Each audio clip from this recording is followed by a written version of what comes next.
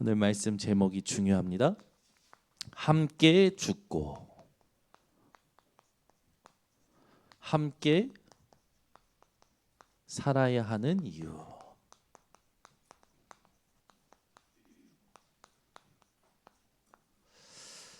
살면서 고민이나 걱정이 없는 사람은 없겠죠. 여러분들도 다 가지고 계실 겁니다. 그러면 지금 여러분에게 가장 큰 고민이 무엇입니까? 질문해 보셔야겠죠. 여러분에게 있어서 지금 가장 큰 고민이 뭡니까? 이걸 여러분 속에서 하고 있는 걸 보고 내적 갈등이라고 합니다. 이 내적 갈등 때문에 하나님의 말씀이 안 들리고 하나님 준비하신 것이 안 보이고 이 내적 갈등에 빠져서 허우적거리는 사람들이 너무나 많아요. 여러분이 오늘 내 인생의 가장 큰 고민이 뭐냐, 내 안에 진짜 내적 갈등이 뭐냐, 이걸 두고 오늘 하나님 앞에 분별하셔야 됩니다. 무엇을 분별하셔야 되냐?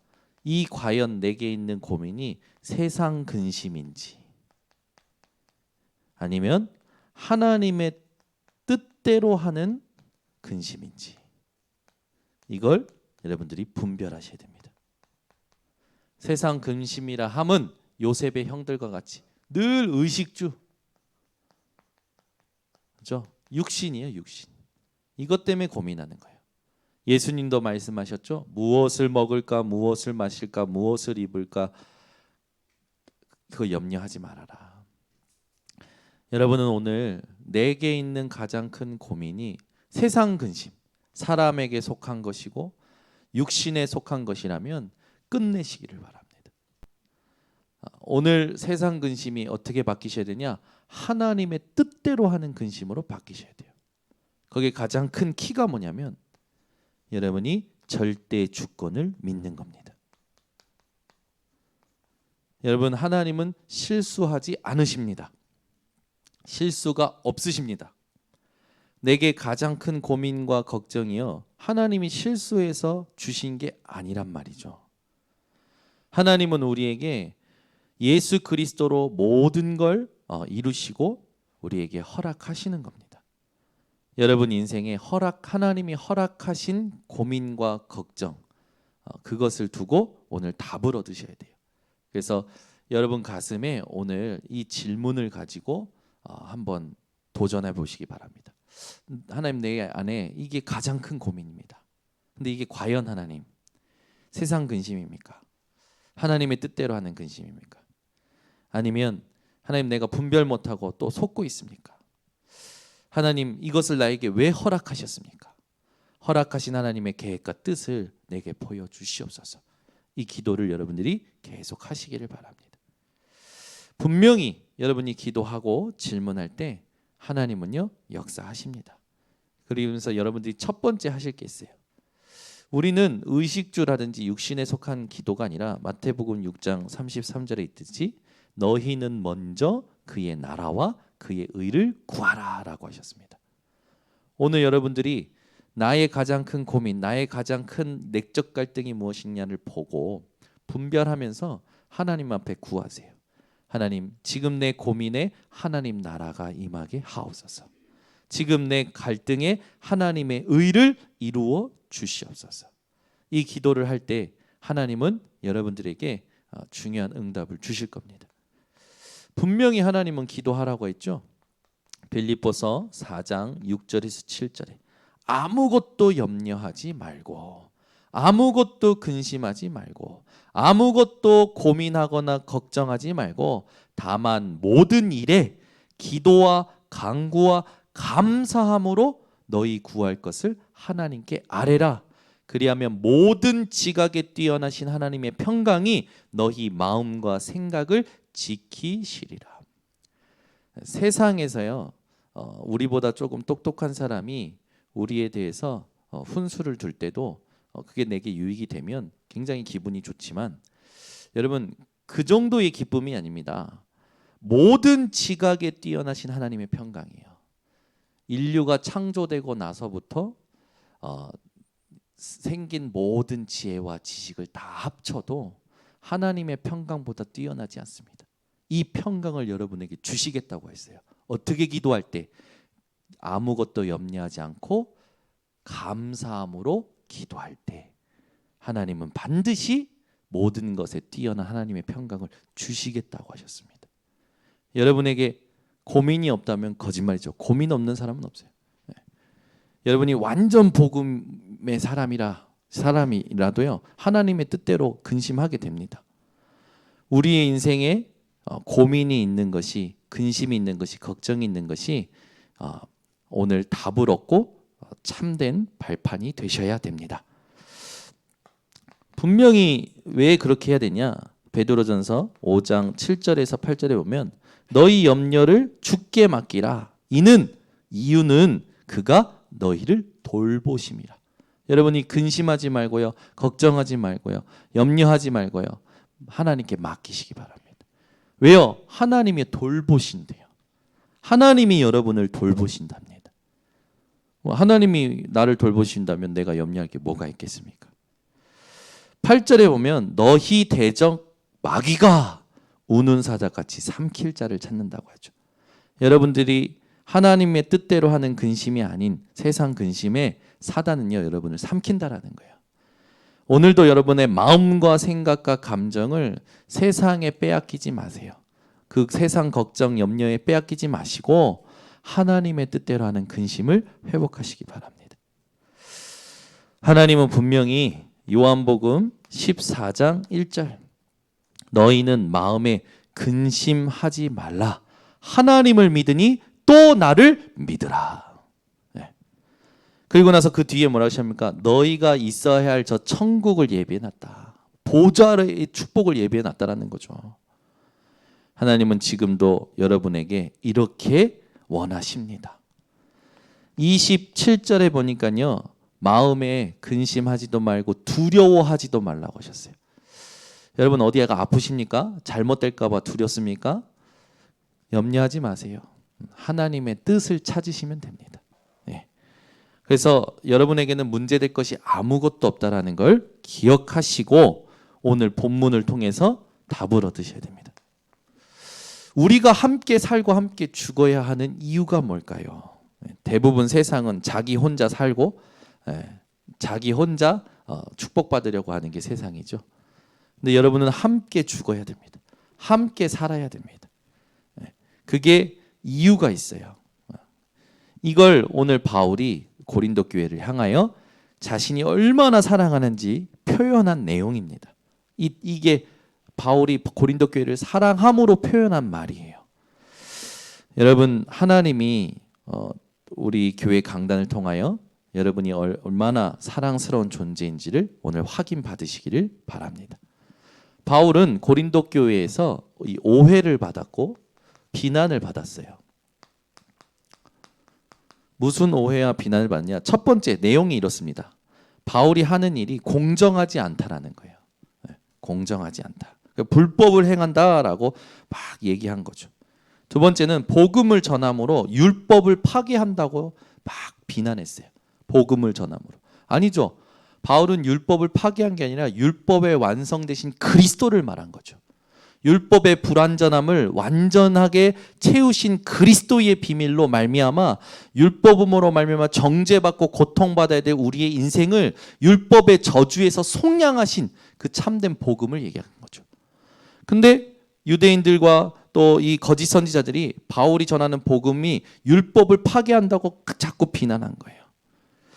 세 번째는 뭡니까? 예루살렘 교회를 향한 헌금을 바울이 이야기할 때 성도들의 재물을 착복한다고 막 비난한 거예요. 바울은 이런 오해와 비난에도 고린도 교회를 향하여 사랑을 포럼합니다. 여러분이 현장에서 오해받을 수도 있고 비난받을 수도 있습니다. 그런 일들이 여러분에게도 올 수 있어요. 여러분이 복음으로 행했는데도 불구하고 올 수 있다니까요. 근데 여러분 복음으로 했다라는 건 끝까지 복음으로 가는 겁니다. 내가 복음으로 했는데 이 사람들이 오해하고 비난한다? 거 봐 똑같네 싶어가지고 똑같이 행동하거나 여러분이 선을 긋거나 하지 마시고 잘해줘봐야 뭐 상관없네 이렇게 생각하는 사람들 많아요. 아니요. 여러분 복음은요 끝까지 복음으로 하는 겁니다. 잘해주는 게 아니라 끝까지 복음으로 하는 게 복음이에요. 그 말은 뭡니까? 끝까지 이 사람과 나 사이에 화목하게 하신 예수 그리스도를 믿는다라는 거죠. 아멘. 여러분 하나님과 여러분의 관계를 화목하게 하신 분이 누구십니까? 예수 그리스도죠. 그러면 남편과 아내의 사이도 남편과 아내 이전에 누려야 될 게 있어요. 예수 그리스도께서 남편과 아내의 관계를 화목하게 하신다는 거. 이걸 믿으셔야 돼요. 아멘. 자식과의 관계도 그렇습니다. 여러분 직장 현장에서도 그래요. 모든 사람과의 관계가 그리스도로 말미암아 화목하게 돼야 돼요. 바울은 이 비밀을 가지고 자신의 직분이 성도와 사도와 또 하나님과 성도를 화목하게 하는 직분이라는 정체성이 있었어요. 여러분의 직분 또한 화목하게 하는 직분이어야 됩니다. 아멘. 목사다, 장로다 해서 이게 하나님이 주신 축복을 놓치고 분리시키면 안 돼요. 세상의 모든 교회가 지금 분리되어져 가고 폐쇄되어져 가고 있습니다. 번성교회는 하나 되어져 가야 되고 모든 교회를 살려야 될 줄 믿습니다. 자, 그러면 이 오해와 비난에도 자기가 고린도 교회를 얼마나 사랑하는지 이 사랑을 포럼한 바울.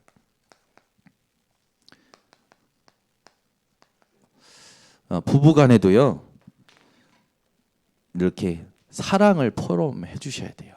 그죠? 이렇게 들으라는 식으로 무언의 그 시위를 하는 거 있잖아요. 그 뭔지 아십니까?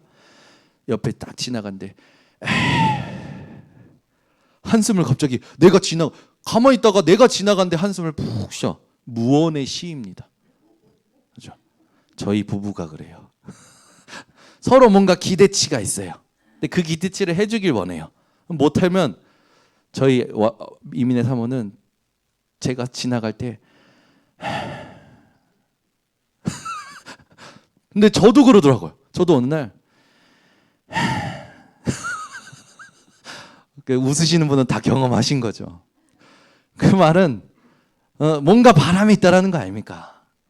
근데 제가 먼저 이제 그 부분을 하면서 이제 포럼하는 거예요. 이제 서로를 알아줘야 되는 거 아닙니까? 근데 서로를 알아줄 때요, 이 사람을 그리스도가 필요한 사람으로 알아줘야지. 이 사람이 약해, 이 사람은 어려워, 이 사람은 안 돼. 그런 식으로 알아주면은 그 자존심 상합니다. 이 사람도 그리스도가 필요한 사람이야라고 알아줘야 돼요. 근데 지나가다가 마음에 안 든다고 에이, 부부간에 하는 거를 또 바깥에서도 하시잖아. 옆에 사람 나랑 마음에 안 든다고 지나가면서 여러분 한번 돌아보세요. 내가 하루 동안에 한숨을 얼마만큼 쉬고 사는지. 한숨 짓는 인생을 끝내시길 바랍니다. 그죠? 여러분은 어떻게 하셔야 되냐? 살리는 생기를 집어넣는 통로가 되셔야 돼요. 그죠? 그 코에 생기를 불어넣으시니 생명이 된지라. 여러분만 만나면 사람이 살아나. 여러분만 만나면 사람이 막 평안하고 행복하고. 그렇죠? 예전에 저희 교회 랩런트들이 저를 피해 다녔어요. 왜냐? 목사님만 만나면 자꾸 막 물어봐. 그리고 자꾸 막 이제 뭐 이렇게 옳은 말을 해주시는데 본인이 지적당하는 느낌이 들어. 그러면 이제 못 견디는 거야. 사실 나는 좋은 마음에서 도우려고 하는데 이 친구가 그걸 받을 수 있는 상태가 아닌 거라. 제가 그거를 놓고 제가 사역을 언제 해봤습니까? 그런 걸 못 해보니까 그냥 뜨거운 마음에 막 던진 거죠. 불을 던질 때마다 다 데이더라고. 막 어떻게 했냐면 그건 절망이 아니야. 더 절망해야 돼. 그래야 진짜 시작이 된다고 그랬어. 거기에 상처받은 게 윤주희 집사예요. 오늘 제가 막 메시지 은혜 받아가지고 던졌는데 이 친구는 그걸 받을 상태가 아니었던 거야. 그러니까 데여가지고 멀리 가버렸어. 그랬다가 돌아다니다가 절대 제자가 돼가지고 지금 미국에 계시잖아요. 그러니까 여러분 이게요. 하나님께서 우리에게 원하시는 게 있어요. 우리가 공동체이기 때문에 나의 뜨거움, 나의 원하는 거 그거 전달하기 이전에 이 사람의 상태를 조금 살펴봐 줘야 돼요. 함께 할 수 있는 그 시간표가 있어요. 그것에 예민해야 됩니다. 특히 우리 사역자들은 이게 예민해야 돼요. 그래서 이 사람을 향하여 하나님의 계획을 전달을 할 때 그 부분이 참 중요해요. 또 우리 교회 그 장로님들이 뜨겁잖아요. 장로님들이 우리 평신도들한테 탁 던졌을 때 평신도들 상태가 받을 상태가 아니면 막 또 상처 입고 막 숨어버리고 그러거든요. 우리 번성교회는 서로 살려야 되기 때문에 이 사람이 하나님의 말씀과 맞는 상태가 될 수 있도록 살리는 생기를 불어넣어 주셔야 됩니다. 그러려면 우리가 깨어 있어야 돼요. 내가 깨어 있지 않는데 다른 사람을 어떻게 살릴 수가 있겠습니까? 그죠? 그래서 이거 사랑도요. 그냥 무조건 사랑한다고 하면 그거는 형식적인 거예요. 차라리 말 안 하는 것보다 못해요. 그죠? 사랑한다는 말도요. 타이밍이 있어요. 그죠? 타이밍이 있다니까요. 제가 어제 그 타이밍을 찾았잖아요. 그래가지고 임민혜 사람한테 사랑해. 딱 타이밍. 그 갑자기 눈이 흔들리셔. 얼굴이 막 기뻐하셔. 느껴지잖아요. 이 사람이 바뀌는구나. 아, 내가 사랑한다는 말을 받았구나. 별로 요즘 여러분들 무감각하게 지내시는지, 그러잖아요. 아, 갑자기 저한테 잘해줘요. 저한테 신경을 더 써줘요. 사랑은 타이밍이에요.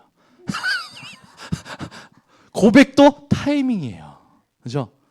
그러니까 막 여러분이 진짜요 인간관계를 잘 회복하셔야 됩니다. 나만 뜨겁다고 나만 지금 좋다고 막 잘하면 나는 좋다고 했는데 상대방은 받을 상태가 아니면 오히려 더 역효과가 나요. 그러니까 자식한테도요 무조건 잘해주고 무조건 하는 게 아니라 타이밍이 있어요. 얘가 메시지로 받을 타이밍이 있다니까요. 그걸 봐줘야 되는 겁니다. 그럼 바울은 다 고린도후서 4장부터 쭉 7장까지 쭉 얘기하다가 마지막에 이제 들을 시간표가 됐구나 해서 얘기하는 거예요. 마지막에 모든 부분에 중요한 변호와 포럼을 쭉 하고 나서 마지막에 이 디도를 통해서 받은 그 사랑의 그 확증을 가지고 사랑을 포럼하는 거예요. 그러니까 타이밍에 맞춰서 사랑을 포럼하는 게 중요하다니까요. 이번 주에 여러분 다 사랑의 고백을 타이밍에 맞춰서 하고 돌아오시기를 바랍니다. 바울은 그 고린도 교회를 통해서 함께 죽고 함께 살아야 될 이유가 뭐냐? 그거를 오늘 본문을 통해서 얘기하는 세 가지가 있습니다. 그리스도의 사랑 때문에 함께 죽고 함께 살아야 된다라는 거예요. 그리스도의 사랑 때문에. 그 말은 뭡니까? 우리가 어떤 존재였냐? 우리가 지금 이렇게 하나님의 백성이 된 게 어떠한 은혜냐? 바울은요, 영적인 축복을 두고 함께 살고 함께 죽어야 된다고 얘기하는 거예요. 그렇지 않으면 그리스도의 사랑, 그리스도의 은혜를 헛되이 받게 된다는 겁니다. 여러분, 함께 죽고 함께 사는 복음 공동체의 축복이 오늘 회복되시기 바랍니다. 그러면 그리스도의 사랑에 대해서 우리가 성경 구절을 가지고 확인해야겠죠. 하나님이 세상을 이처럼 사랑하사 독생자를 주셨으니 이는 저를 믿는 자마다 멸망하지 않고. 우리는 멸망의 상태였어요.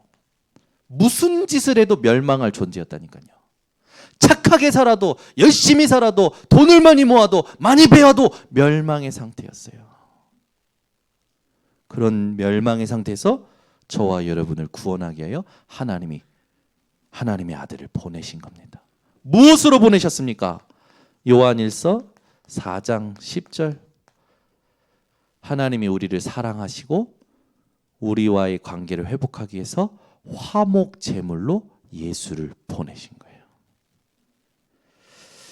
여러분, 화목제물 대신 예수 그리스도, 나를 위해 대신 죽으신 예수 그리스도. 여러분 지금이라도 나를 위해 죽을 사람이 있다고 생각하십니까? 목사님, 내 남편은 나를 위해 반드시 죽을 겁니다. 확신하는 아내분들 손 드시기 바랍니다. 하나도 없잖아요. 내 아내가 나를 위해 반드시 죽을 거라면 손 드시기 바랍니다. 아니요, 빨리 죽어, 빨리 가. 그럴 수도 있는 거예요. 제가 이런 게 지금 세상 현장이에요. 여러분, 예수 그리스도께서 나를 위하여 하나님과의 관계를 회복하기 위해서 나를 위하여 대신 죽으셨다고요. 화목제물 되셨다고요. 멸망의 상태에서 빠져나오도록 나 대신 죽어주신 그 그리스도의 사랑을 여러분이 마음속에 확증하셔야 돼요. 그래서 로마서 5장 8절, 우리가 아직 죄인 되었을 때, 내가 죄인인지도 몰랐어요. 언제가 있는지도 몰랐어요. 그 죄가 얼마나 무거운지도 몰랐어요. 아니, 태어나지도 않았을 때예요. 2000년 전에 우리가 아직 죄인 되었을 때에 그리스도께서 우리를 위하여 죽으심으로 하나님께서 우리에 대한 사랑을 확증하셨느니라. 하나님은 여러분을 사랑하십니다. 얼만큼 사랑하시냐? 여러분이 다 측량할 수 없어요. 하나님의 사랑을 받은 여러분 축하드립니다. 이 사랑의 가장 핵심인 그리스도 예수의 그 사랑이 얼마나 대단하냐? 로마서 8장 31절에서 39절을 찾아봅니다. 지금 성경은 표시를 해놓으시고 로마서 8장 31절에서 39절. 하나님이 여러분을 얼만큼 사랑하셨냐? 너무 잘 아시죠? 근데 이걸 오늘 외우는 마음으로 함께 합독하겠습니다. 그런즉 이 일에 대하여 우리가 무슨 말 하리요? 만일 하나님이 우리를 위하시면 누가 우리를 대적하리요? 자기 아들을 아끼지 아니하시고 우리 모든 사람을 위하여 내주신 이가 어찌 그 아들과 함께 모든 것을 우리에게 주시지 아니하겠느냐?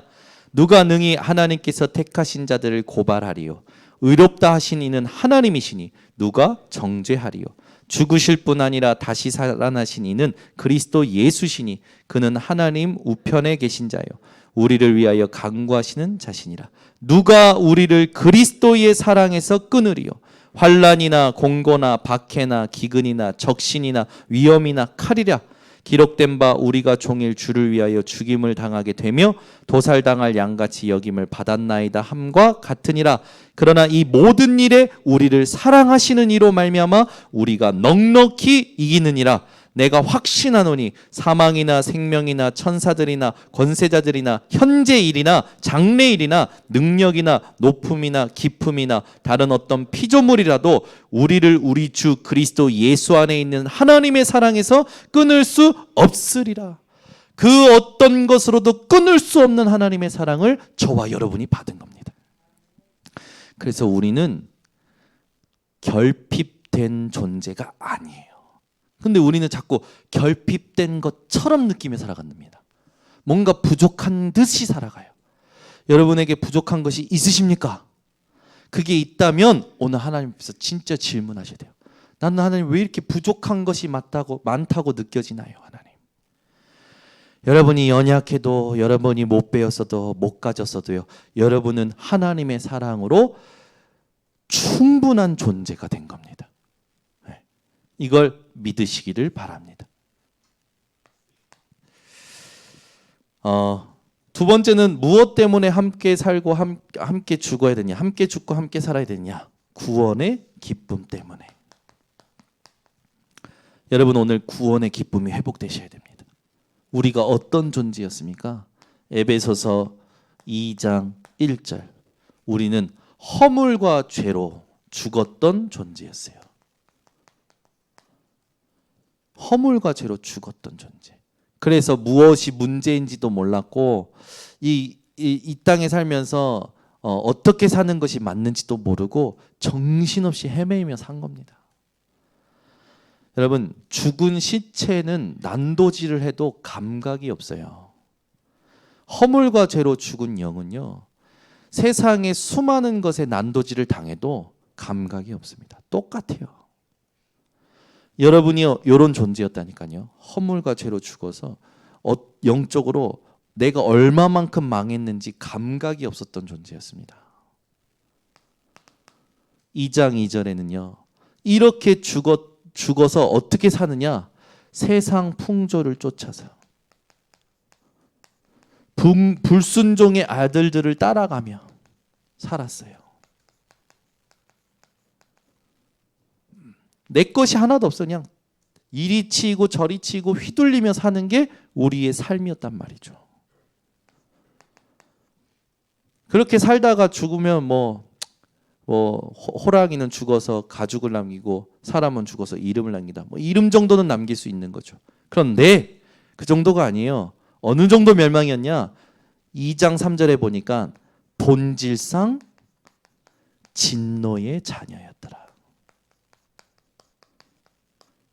그냥 한 번 살다가 그냥 끝나는 게 아니라 영원히 망할 존재였다라는 거예요. 영원히 망할 존재였던 우리를 하나님이 구원하신 겁니다. 긍휼이 풍성하신 하나님께서 저와 여러분을 구원하기로 작정하셨고 하나님의 시간표 가운데 살리신 겁니다. 그래서 2장 5절부터 7절에 보면 그냥 살린 정도가 아니라 여러분을 통하여 오는 여러 세대에 증거를 주시기로 축복하신 거예요. 여러분, 오늘 내가 이랬던 존재였다라는 것이 깨달아지고 여기에서 빠져나오게 하신 하나님의 긍휼을 진짜 감사하는 예배가 되시기를 바랍니다. 지금 여러분이 아무리 열심히 살아도 여러분이 하나님 자녀 아니라면 여기서 해결 받을 수가 없어요. 두 번째, 이 구원에 대하여 안 한나는 사무엘상 2장 1절 찾아봅니다.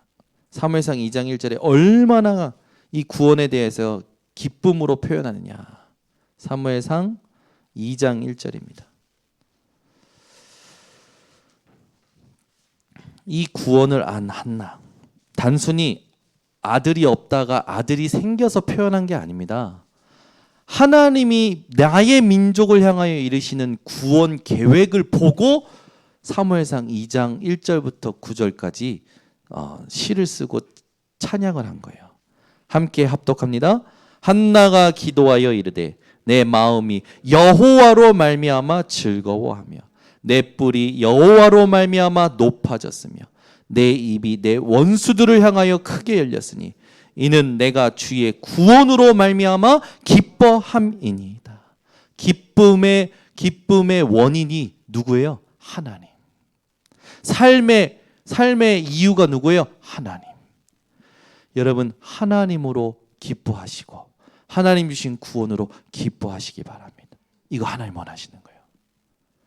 그러니까 한나는요, 단순히 아들이 없다가 아들이 생겨서 사무엘상 2장을 쓴 게 아닙니다. 내 민족을 향하신 하나님의 구원의 계획을 발견하고 나실인 언약을 붙잡았을 때 하나님께서 아들을 주셨고 그 아들만 주신 게 아니라 자식을 더 주셨잖아요. 하나님께서 이루어 가시는 구원의 계획에 대하여 한나는 찬양하고 기뻐한 겁니다. 여러분, 여호와로 말미암아 기뻐하시기 바랍니다. 여호와로 말미암아.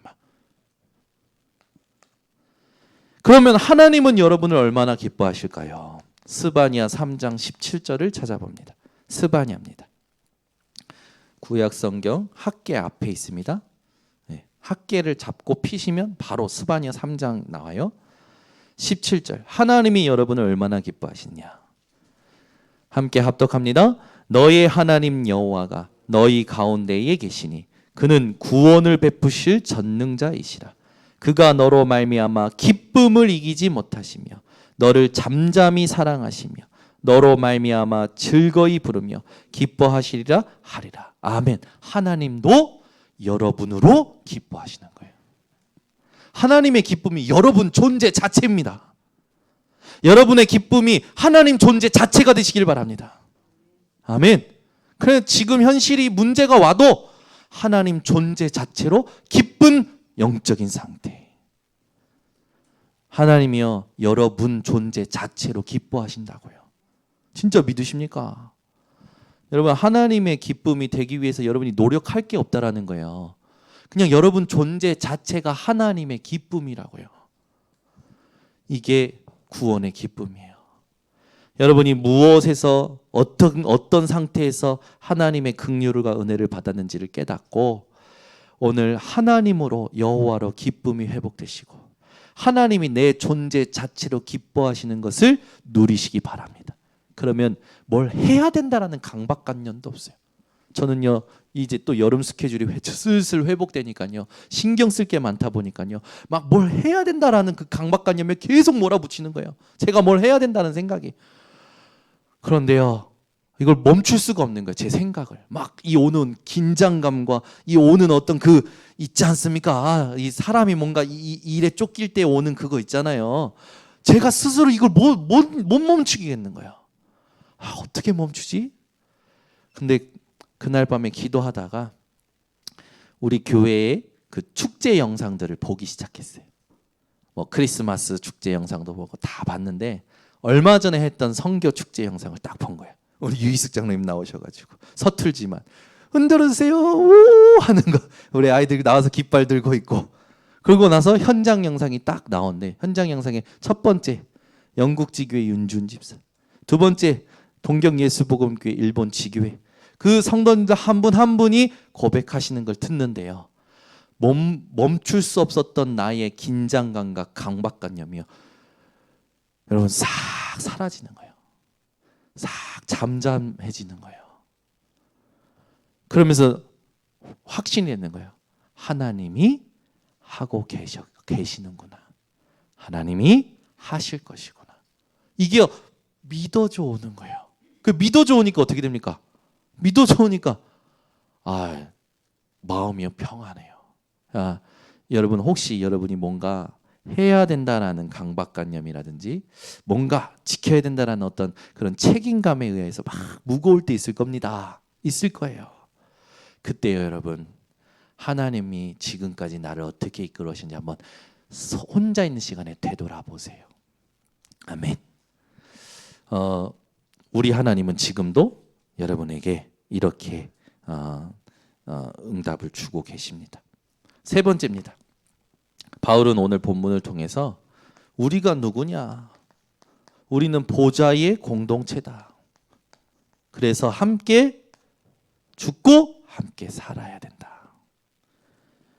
여러분 보좌의 공동체는 무슨 말이냐? 고린도전서 12장 12절에서 13절을 찾아보세요. 고린도전서 12장 12절에서 13절입니다. 고린도전서 12장 12절에서 13절 같이 함께 합독합니다. 몸은 하나인데 많은 지체가 있고 몸의 지체가 많으나 한 몸인과 같이 그리스도도 그러하니라. 우리가 유대인이나 헬라인이나 종이나 자유인이나 다 한 성령으로 세례를 받아 한 몸이 되었고 또 다 한 성령을 마시게 하셨느니라. 아멘.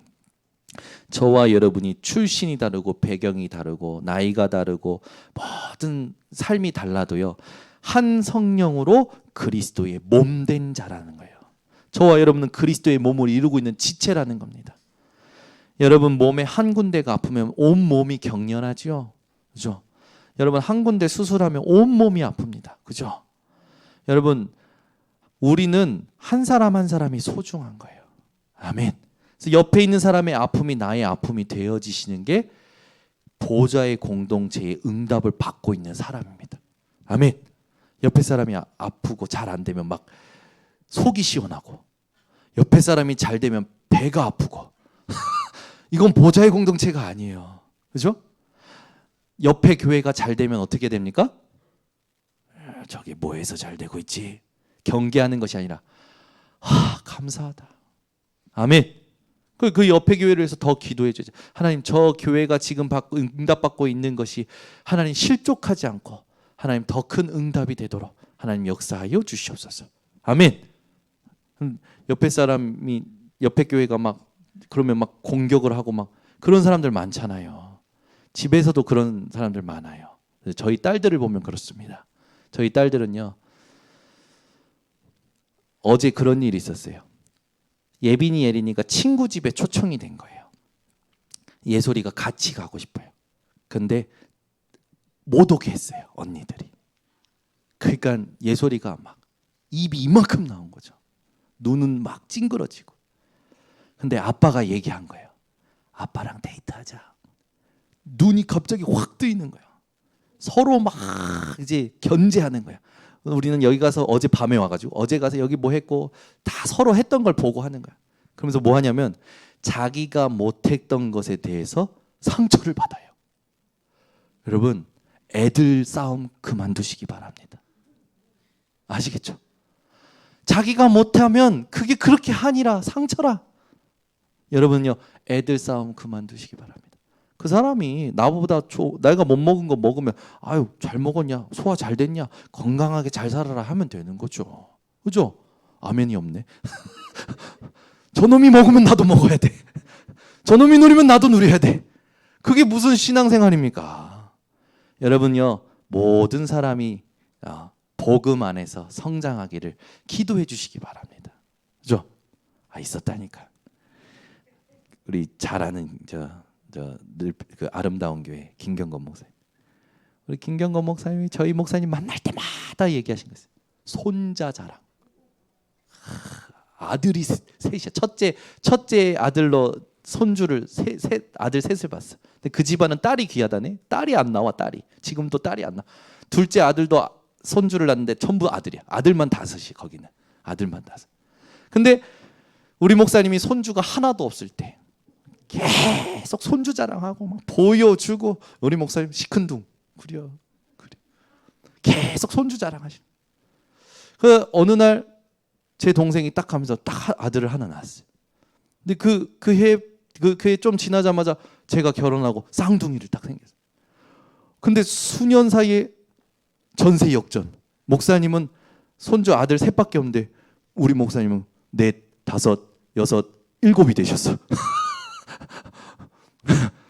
손주가. 우리 목사님 저희 동생이 아들만 4 낳았잖아요. 제가 딸 3 낳았잖아요. 저희 목사님 손주가 7 됐잖아요. 김경호 목사님이 그 다음부터는 한마디도 안 하시더라고.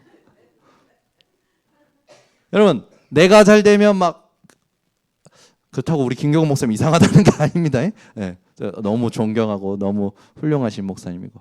근데 우리가 현장에서 살 때 그런 식으로 막 견제하면서 여러분 우리 살 사람이 아니에요. 우리는요, 서로 도우며 살아가는 겁니다. 그래서 옆에 있는 사람의 기쁨이 나의 기쁨이 되시고, 옆에 있는 사람의 슬픔이 나의 슬픔이 되시고, 같이 고민하고 같이 기도하는 거예요. 아멘. 이번에 받은 응답이 그거예요. 9가지 캠프하면서 강단의 말씀이 마음속에 담긴 중직자가 있었고, 중직자의 고민이 마음에 담긴 목회자가 있었던 겁니다. 그걸 통해서 하나님은 캠프를 하게 하신 거예요. 렘넌트의 고민이 우리 교역자와 중직자들에게는 메시지가 되셔야 돼요. 부모님들에게는.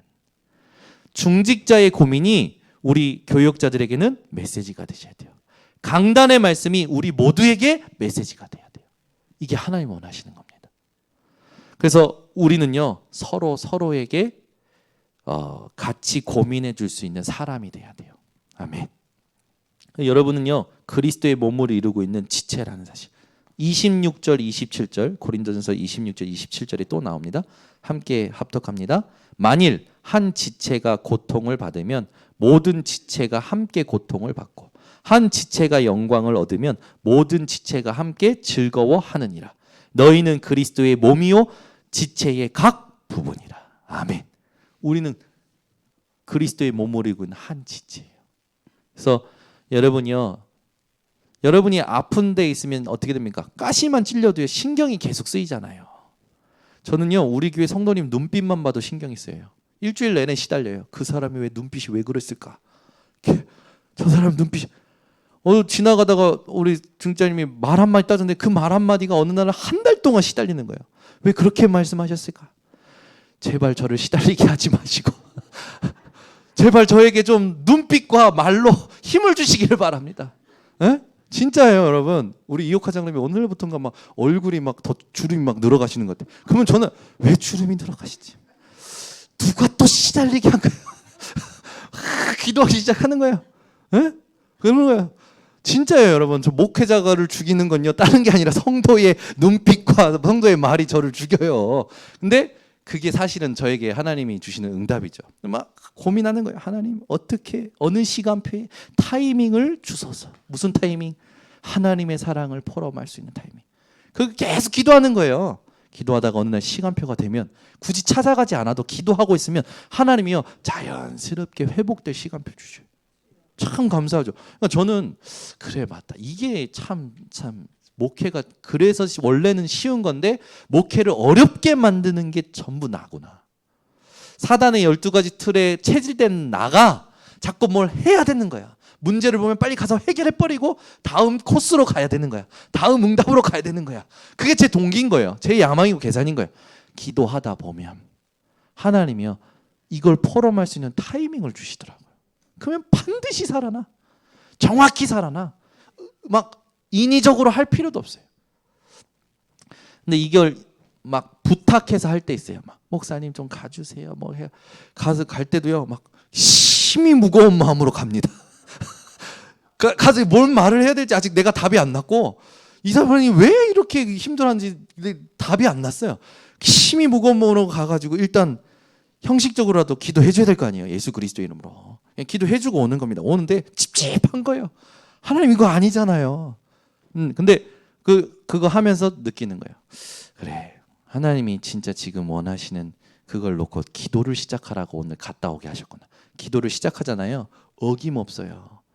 제가 기도하는 분들마다 전부 회복됩니다. 그 다음에 저는 기도 응답 잘 받습니다. 실제로 딱 뭐가 고민일까? 기도하는 거예요. 그럼 답이 나와요. 그럼 기도하다 보면 사건이 생겨요. 만나지게 돼요. 자연스럽게 가지고 있는 답을 그냥 제가 간증하듯이 얘기해요. 그러면 성령이 감동하셔요. 그럼 그 앉은 자리에 하나님 나라가 임해요. 모든 지각에 하나님 뛰어나신 하나님 평강이 임해요. 이 사람을 살리는 건 복음뿐이지 세상의 지식 박사 그 말이 아니잖아요. 상담이 아니잖아요. 하나님이 원하시는 시간표에 하나님이 원하시는 말씀을 심부름해야 이 사람이 살아나는 거 아닙니까? 여러분이요 그 감각이 있으셔야 돼요. 아멘. 네, 여러분은 한 지체입니다. 그래서 내 옆에 있는 사람을 두고요 내가 막 해결해 주려고 막 설칠 것도 없어요. 막 말을 많이 해줄 것도 없어요. 이분을 두고요 들어주고요 기도를 같이 해주고요 하나님의 인도를 받고자 집중만 하면요 하나님이 여러분 통해서 같이 회복되게 하십니다. 이게 다락방이에요. 여러분 한 사람이 있는 곳마다 이걸 하는데 살아나는 거예요. 그죠? 이제 이거를 가르쳐 줄 수 있는 사람이 리더예요. 여러분은 우리 번성교회는 지금 리더들이 많습니다. 네, 해주실 수 있는 분들이 많아요. 보세요 여러분 우리 좀 제가 자랑이 아니라 김정자 권사님 오늘은 특별히 이름도 부르고 칭찬을 해드리고 싶은데 우리 김정자 권사님이요 절대 제자예요. 절대 제자. 네. 보니까 기도하고 있는데 그냥 관계를 잘 맺고 있는데 어느 날 김명희 성도님이 딱 우리 교회 오신 거예요. 오셔가지고 하는데 이번에 이사 신방을 받았는데 저한테 응답 받은 걸 쫙 포럼해 주시는 거예요. 그러면서 하신 말씀입니다. 하나님이 내가 아기 같아서 응답을 많이 주시는 것 같아요. 그래서 제가 한마디 했습니다. 원래 새 가족 때 응답이 많습니다. 근데 우리 김명희 성도님 응답 받는 거 딱 들어보니까 맞아요. 진짜 하나님께서요 우리 김명희 성도님을 이끌어 오신 여정이 딱 느껴지는 거예요. 이제는 뭡니까? 복음을 위해서 전도를 위해서 함께 가는 거예요. 김명희 성도님이 말하시는 게 전부 누구를 통해서 들은 거냐? 김정자 권사님 통해서 들은 거라. 그러니까 김정자 권사님이 통해서 들은 걸 전하는데 김정자 권사님 누구한테 들은 거냐? 강단에서 들은 거라. 강단을 올바로 전달을 하는데 제자가 딱 세워지는 거예요. 그러니까 김명희 성도님만 지금 이렇게 하는 게 아니라 김명희 성도님 둘째 따님이 우리 교회 강단을 다 듣는데요. 모니터를 다 한대요. 그러면서 나도 듣고 있으니까 잘해 그런데요 아빠한테. 여러분 우리는 서로 지체예요. 지체. 그러니까 여러분이요 같이 고민해요. 제가 왜 어느 날 얼굴이 막 이렇게 눌려 있고 제가 막 막 밝지 않고 그럴 때는 눈치를 채셔야 돼요. 아, 목사님 지금 또 누구 어떤 성도의 눈빛에 시달리고 계시는구나. 어떤 성도의 말에 시달리고 계시는 그 눈치를 채주셔야 돼. 그리고 같이 기도해 주셔야 돼. 하나님, 목사님에게 답을 빨리 주셔서 그 성도를 빨리 하나님 하시고, 그렇게만 해도 전도에 함께 가는 겁니다. 제가 얼굴이 찡그려져 있다, 뭔가 제가 차갑다 그러면요, 반드시 제가 기도 중에 있는 거라고 생각하시면 됩니다. 저는 유 목사님 얼굴 인상을 100번 이해합니다. 유 목사님 인상을 사진 찍을 때마다 사진 찍는 사람이 그런 데잖아요. 좀 웃으세요. 왜? 늘 찡그러져 있으니까. 근데 찡그러질 이유가 있어요. 왜? 이 하나님이 원하시는 답을 심부름해야 되니까 집중을 안 하면 안 되는 거예요. 계속 집중을 하면, 집중하면 할수록 누구와 싸워야 됩니까? 나와 싸워야 되는 거예요. 로마서 12장 5절에도 같은 말이 쓰여져 있습니다. 자, 그렇다면 우리가 복음 공동체로서 조금 함께 해줘야 될 미션들이 있어요. 그게 빌립보서 2장 3절에서 4절입니다. 한번 찾아보겠습니다. 빌립보서 2장 3절에서 4절.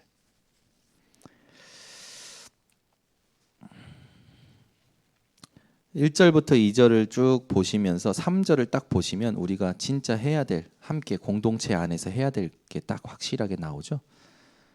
자, (3절부터) (4절) 합독합니다.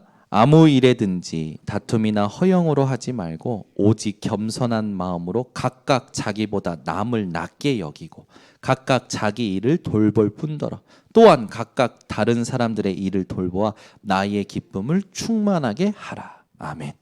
여러분, 나보다 남을 낮게 여기시기를 바랍니다. 뭐 이 사람을 막 띄워주는 거, 그거 말고 진짜로 나를 그리스도가 필요한 사람으로 내가 나를 보고 이 사람이 그리스도를 가진 자로서 얼마나 이 사람이 축복된 존재인지를 함께 소통하라는 거예요. 그래서 여러분, 진짜 겸손은 뭐냐면 내가 그리스도가 필요한 사람이라는 걸 깨닫는 게 겸손이고요, 이 사람이 그리스도를 만난 사람이라는 걸 깨닫는 게 겸손입니다. 우리가 그걸 가지고 서로를 돌봐주는 그런 공동체가 되겠죠. 또 있습니다. 베드로전서 3장 8절에서 12절입니다. 여러분들이 복음 공동체, 또 보좌의 공동체로서 우리가 함께 해야 될 게 있습니다. 베드로전서 3장 8절에서 12절입니다. 베드로전서 3장 8절에서 12절 같이 함께 합독합니다. 마지막으로 말하노니 너희가 다 마음을 같이하여 동정하며 형제를 사랑하며 불쌍히 여기며 겸손하며 악을 악으로 욕을 욕으로 갚지 말고 도리어 복을 빌라. 이를 위하여 너희가 부르심을 받았으니 이는 복을 이어받게 하려 하심이라. 그러므로 생명을 사랑하고 좋은 날 보기를 원하는 자는 혀를 금하여 악한 말을 그치며 그 입술로 거짓을 말하지 말고 악에서 떠나 선을 행하고 화평을 구하며 그것을 따르라. 주의 눈은 의인을 향하시고 그의 귀는 의인의 간구에 기울이시되 주의 얼굴은 악행하는 자들을 대하시느니라 하였느니라. 아멘. 여러분, 악을 악으로 욕을 욕으로 갚지 마시기를 바랍니다. 제가 나를 무시해서 나도 무시해, 그러지 마세요. 그죠? 그냥 무시하면 그래, 그게 나였어 라고 인정해요. 그러면 뭐가 필요하게 됩니까? 그게 나였어, 그래서 내게 그리스도가 필요한 거였어 라고 되는 거예요. 근데 막 네가 뭔데 나를, 이런 식으로 막 가면 우리 다 사단의 도구가 됩니다. 여러분, 사단의 도구 되지 마시고 누가 나를 무시하면 인정하시고 그게 나였어, 그래서 내게 그리스도가 필요했어, 그렇게 포럼해 주시기를 바랍니다. 그러면서 생명을 사랑하고 좋은 날 보기를 원하는 자는 혀를 금하여. 이거 진짜 여러분 부탁드립니다. 저도 이걸 알고 있고 경계하고 있지만 저도 제 혀를 막 컨트롤이 안 돼요. 100% 컨트롤이 안 돼요. 제 혀가 저도 모르게 막 나갈 때 있어요. 이 복음 아닌 말이 막 나갈 때 있어요. 그죠? 여러분도 있잖아요. 여러분 욕 잘하시잖아요. 아유, 어제는 우리 예린이가 18을 아주 감칠맛나게 예솔이한테 쏟아부으시더라고요. 그래서 제가 깜짝 놀랐어요. 예린이가 우리 예솔이한테 18을 감칠맛나게 소리 지르니까 이제 자기 엄마가 놀란 거지. 이가 그러면서 태권도를 괜히 보냈다 막 태권도 가면 욕만 배워갖고 온다 막 이러는 거야. 근데 애들도 그런단 말이에요. 어제도 놀이터 갔는데 남자애 둘이서 욕으로 대화해요. 욕으로. 그네를 타는데 왜 18이 필요합니까? 왜 그 강아지 베이비가 필요합니까? 그네를 타는데 뭐 아무것도 아닌데 왜 욕이 필요하냐고요. 근데 이게 일상이 된 거예요. 그러다 보니까 문제 터지면 이게 전문적으로 나오는 거지. 전문적으로. 그리고 막 사건 터지면 막 이제 인본주의가 막 나오기 시작하는 거예요. 여러분들은요, 그거 멈추세요. 네. 오직 복음으로. 그래서 제일 부탁드립니다. 혀를 조심하시기 바랍니다. 여러분들 모르게 막 나오잖아요. 이거 조심하셔야 돼요. 이 혀 때문에 망하는 사람 많습니다. 혀 때문에 와 있는 복을 찾는 사람 많아요. 여러분은요, 부끄러운 일이든 좋은 일이든 최대한 아끼시기 바랍니다. 아끼셔야 돼요. 네. 저는 여러분 이번 주에도 응답을 많이 받았는데 얘기 안 합니다. 정말 많이 받았어요. 이번 주도. 곳곳에서 응답이 들려오니까. 그걸 얘기를 안 해요. 왜냐? 또 하나님의 계획이 있으니까. 또 하나님의 뜻이 있으니까. 혀를 여러분들이 금하시기를 바랍니다. 자, 그러면 우리는 그럼 보공동체로서 공통적인 목표가 있습니다. 그게 뭡니까? 237 5천 종족이에요. 여기에 빈 곳, 버려진 곳, 죽어가는 곳으로 가야 됩니다. 그래서 여러분들이 기도해 주세요. 우리 교회에 다민족 사역자가 필요합니다. 우리 교회 강단 말씀을 그들의 언어로 통역할 사람, 현장에서 삶 속에서 사역해 줄 수 있는 언어가 전문화된 복음을 깨달은 사람이 필요해요.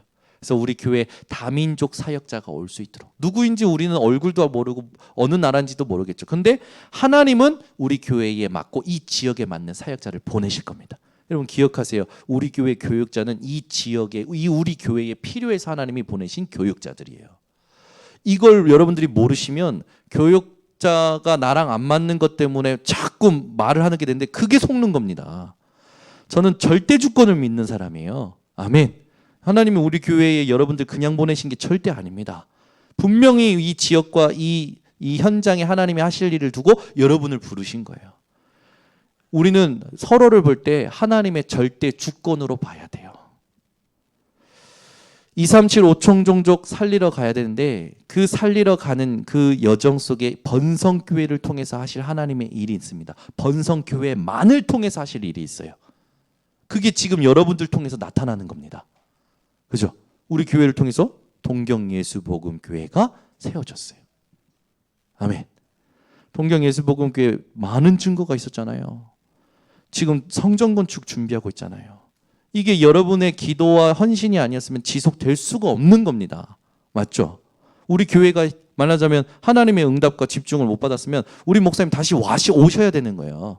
근데 하나님은 우리 교회가 든든하게 복음과 전도 속에서 그릇을 넓혀가고 있으니까 일본도 감당하도록 문을 여신 거죠. 그죠? 여기에 우리가 한 게 아무것도 없어요. 하나님이 다 하셨죠. 그러면 일본뿐입니까? 지금까지 우리 교회를 통해서 세워진 교회들이 몇 군데입니까? 많잖아요.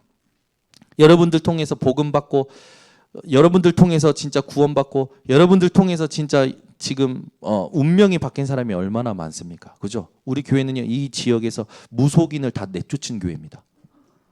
우리 교회 여기 있을 때요, 우리 김도영 장로님 새벽 차량 운행하시면서 그러셨대요. 새벽 차량하다가 차를 끝나면 차를 무속인 집 앞에 갖다고 문 열어놓고 깃대 잡고 기도했대요.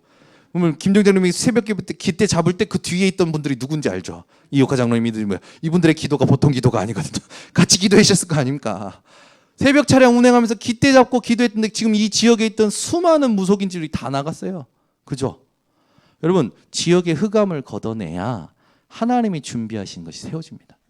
그래서 여러분 경찰서 100개보다 교회 하나가 낫다고 그 얘기한 사람이 있어요.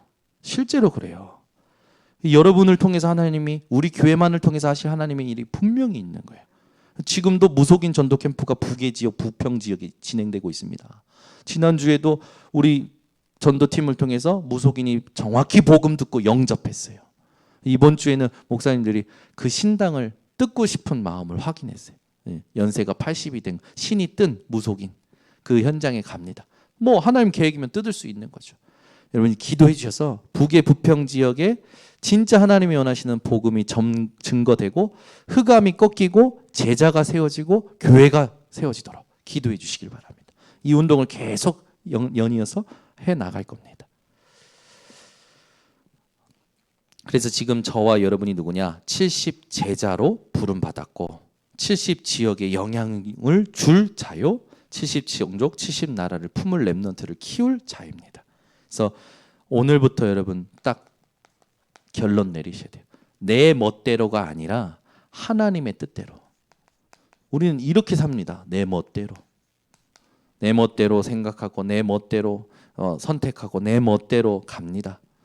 하나님의 뜻대로 하시기 바랍니다. 늘 질문하세요. 이게 하나님이 원하시는 거예요. 이걸 제일 잘한 게 다윗입니다. 다윗이 실수가 없었던 게 아닙니다. 실수 있었어요. 우리 아이의 아내 밧세바를 취하잖아요. 그때 하나님이 나단 선지자를 통해서 다윗을 깨닫게 하십니다. 나단 선지자가 와서 얘기합니다. 부자가 있고 가난한 자가 있습니다. 근데 이 부자가 자기 재산으로 손님들을 대접하고 한 게 아니라 가난한 자를 것을 뺏어서 이렇게 했습니다. 누가 그런 짓을 했냐? 다윗이 그러니까 그게 너야 이렇게 얘기해요. 그게 너야. 그때요 딱 깨닫는 거예요. 그리고 나서 진정한 후회를 합니다. 여러분 후회도요 제대로 해야 돼요. 여러분 어떤 후회를 하고 살아가십니까? 진정한 후회를 해야 됩니다. 그 말씀을 같이 한번 찾아봅니다. 사무엘하 12장 1절에서 5절입니다. 15절까지 사무엘하 12장 1절에서 15절까지인데 제가 읽겠습니다. 여호와께서 나단을 다윗에게 보내시니 이제 다윗이 실수하고 나서 하나님께서 나단을 보내시죠. 다윗에게. 그가 다윗에게 가서 그에게 이르되 한 성읍에 두 사람이 있는데 한 사람은 부하고 한 사람은 가난하니 그 부한 사람은 양과 소가 심히 많나 가난한 사람은 아무것도 없고 자기가 사서 기르는 작은 암양 새끼 한 마리뿐이라. 그 암양 새끼는 그와 그의 자식과 함께 자라며 그가 먹는 것을 먹으면 그의 잔으로 마시며 그의 품에 누움으로 그에게는 딸처럼 되었거늘 어떤 행인이 그 부자에게 오매 부자가 자기에게 온 행인을 위하여 자기의 양과 소를 아껴 잡지 아니하고 가난한 사람의 양 새끼를 빼앗아다가 자기에게 온 사람을 위하여 잡았나이다 하니 다윗이 그 사람으로 말미암아 노하여 나단에게 이르되 여호와의 살아계심을 두고 맹세하노니 이 일을 행한 그 사람은 마땅히 죽을 자라. 그가 불쌍히 여기지 아니하고 이런 일을 행하였으니 그 양 새끼를 4배나 갚아 주어야 하리라 한지라. 나단이 다윗에게 이르되 당신이 그 사람이라. 이스라엘의 하나님 여호와께서 이와 같이 이르시기를 내가 너를 이스라엘 왕으로 기름 붓기 위하여 너를 사울의 손에서 구원하고 내 주인의 집을 내게 주고 내 주인의 아내들을 내 품에 두고 이스라엘과 유다 족속을 내게 맡겼느니라. 만일 그것이 부족하였을 것 같으면 내가 내게 이것저것을 더 주었으리라. 그러한데 어찌하여 내가 하나 여호와의 말씀을 업신여기고 나 보기에 악을 행하였느냐. 내가 칼로 햇사람 우리아를 치되 암몬 자손의 칼로 죽이고 그의 아내를 빼앗아 내 아내로 삼았도다. 이제 내가 나를 업신여기고 햇사람 우리아의 아내를 빼앗아 내 아내로 삼았은즉 칼이 내 집에서 영원토록 떠나지 아니하리라 하셨고 여호와께서 또 이와 같이 이르시기를 보라 내가 너와 내 집에 재앙을 일으키고 내가 내 눈앞에서 내 아내를 빼앗아 내 이웃들에게 주리니 그 사람들이 내 아내들과 더불어 백주에 동침하리라. 너는 은밀히 행하였으나 나는 온 이스라엘 앞에서 백주의 이 일을 행하리라 하셨나이다 하니 다윗이 나단에게 이르되 내가 여호와께 죄를 범하였노라 하매 나단이 다윗에게 말하되 여호와께서도 당신의 죄를 사하셨나이니 당신이 죽지 아니하려니와 이 일로 말미암아 여호와의 원수가 크게 비방할 거리를 얻게 하였으니 당신이 낳은 아이가 반드시 죽으리이다 하고 나단이 자기 집으로 돌아가니라. 다윗이요 자신의 실수를 하나님 앞에 정확하게 인정하고 회개합니다. 자신의 실수를 후회하는 거죠. 하나님께서는 다윗의 그 진정한 후회와 회개를 받으시고 다윗의 생명을 보존하십니다. 여러분 어떤 사건이 여러분들에게 일어날 때 후회가 되는 부분들이 있습니다. 근데 그 후회가 무엇 때문에 일어납니까? 내게 손해가 됐기 때문에 후회하십니까? 내게 상처가 됐기 때문에 후회하십니까? 그 잘못된 후회예요. 진짜 후회를 하셔야 돼요. 하나님과 맞지 않았던 겁니다. 여러분이 하나님과 맞지 않았던 것을 후회하셔야 돼요. 복음과 맞지 않았던 것을 후회하셔야 돼요. 말씀과 맞지 않았던 것을 후회하시기를 바랍니다. 다윗이요 하나님과 맞지 않았던 거예요. 그냥 단순히 범죄가 아니라 하나님과 맞지 않은 겁니다. 다윗은 진정한 회개를 하죠. 그게 시편 51편 1절에서 19절에 나옵니다. 여기에서 다윗이 내가 죄악 중에 잉태되었고 죄를 가지고 태어났다는 걸 고백합니다. 원죄, 자범죄 이걸 고백하는 거예요. 그래서 하나님의 구원과 긍휼함이 필요합니다. 우슬초로 나를 하나님 씻겨 주시옵소서. 그렇게 고백하면서 얘기합니다. 하나님이 구하시는 제사는 상한 심령이라. 하나님은 상하고 통회하는 마음을 멸시하지 않느니라. 뭡니까? 하나님은 나의 죄를 인정하고 나의 죄를 부인하고 내게 주신 그리스도를 바라볼 때 하나님은 나를 구원하신다라는 확신을 가진 회개를 해요. 여러분 진정한 회개는 뭡니까? 잘못했습니다가 아니라 내가 하는 그 생각과 행동을 돌이키는 게 진짜 회개입니다. 근데 그 진짜 회개보다 중요한 회개가 뭐냐면 하나님이 주시는 답, 하나님이 주시는 말씀으로 내가 늘 하나님께 범죄하는 생각과 행동에 답을 얻는 게 진정한 회개예요. 얼마나 잘못했습니다 많이 합니까 사람들이. 잘못했습니다는 회개가 아니라니까요. 생각과 행동이 진짜로 돌이키는 게 회개예요. 아멘. 안 하겠습니다가 회개가 아니라 생각과 행동을 안 하는 게 그만두는 게 진짜 회개입니다. 그런데 우리가 너무 체질이 사단의 12가지 틀에 오래 되다 보니까 잘 안 바뀌어요. 그래서 어떻게 하셔야 되냐? 그리스도께서 끝내신 그 사실을 거기에 적용해서 그것이 도구될 때까지 하나님의 말씀 얻기를 소원하셔야 돼요. 여러분이 나도 모르게 고질적으로 반복적으로 하나님 앞에 범죄하는 그 생각과 행동들 있죠. 그게 말씀으로 답을 얻는 게 진짜 회개입니다. 그래서 회개를 말 안 한다고 하는데 우리는 회개를 가장 많이 말합니다. 오직 복음이 진정한 회개예요. 아멘. 여러분의 생각과 여러분의 마음과 감정과 행동이 오직 복음의 중심이 되는 게 진짜 회개란 말입니다. 여러분 잘못했습니다 안 하겠습니다가 아니라 생각과 행동을 넘어 그 부분에 하나님의 말씀으로 답을 얻는 오직 복음의 진정한 회개가 회복되시기를 바랍니다. 그럴 때 진정한 구원이 임하는 거예요. 하나님의 사랑이죠. 사무엘하 12장 이 16절에서 25절. 하나님께서요. 이 다윗이 진정한 후회와 회개한 걸 받으셔요. 그리고 그에게 내렸던 저주를 거두십니다.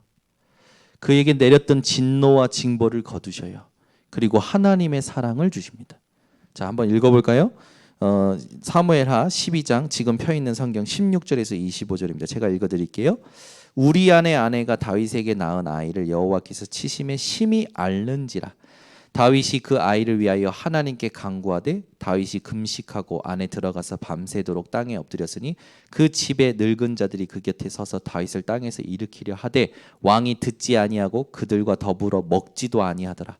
이래 만에 그 아이가 죽으니라. 그러나 다윗의 신하들이 아이가 죽은 것을 왕에게 아뢰기를 두려워하니 이는 그들이 말하기를 아이가 살았을 때에 우리가 그에게 말하여도 왕이 그 말을 듣지 아니하셨나니 어떻게 그 아이가 죽은 것을 그에게 아뢰 수 있으랴. 왕이 상심하시리로다 함이라. 다윗이 그의 신하들이 서로 수군거리는 것을 보고 그 아이가 죽은 줄을 다윗이 깨닫고 그의 신하들에게 묻되 아이가 죽었느냐 하니 대답하되 죽었나이다 하는지라. 다윗이 땅에서 일어나 몸을 씻고 기름을 바르고 의복을 갈아입고 여호와의 전에 들어가서 경배하고 왕궁으로 돌아와 명령하여 음식을 그 앞에 차리게 하고 먹은지라.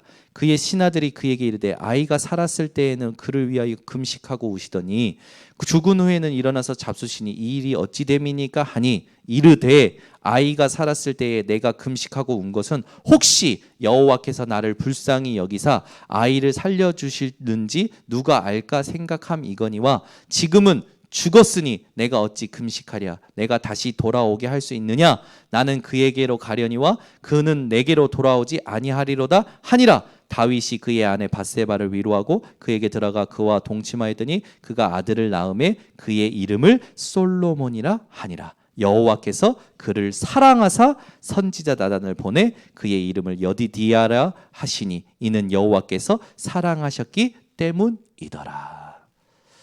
여러분, 우리에게 진정한 구원은 하나님의 사랑입니다. 여러분이 오늘 내 멋대로가 아니라 하나님의 뜻대로 근심하고 기도하였던 다윗과 같이 정확한 이 응답을 누리는 한 주간이 되시기를 예수 그리스도의 이름으로 축원합니다. 기도하겠습니다. 하나님 아버지 감사합니다. 오늘도 우리에게 하나님 말씀을 통해서 하나님의 뜻대로 하는 근심 그것을 가지고 함께 죽고 함께 살 이유를 알게 하시니 감사를 드립니다. 오늘 그리스도의 사랑 때문에 정말로 구원의 기쁨 때문에 보좌의 공동체 때문에 우리 모든 성도들이 함께 죽고 함께 살 수 있는 증인들 되게 하여 주시옵소서. 예수 그리스도의 이름으로 기도드리옵나이다. 아멘.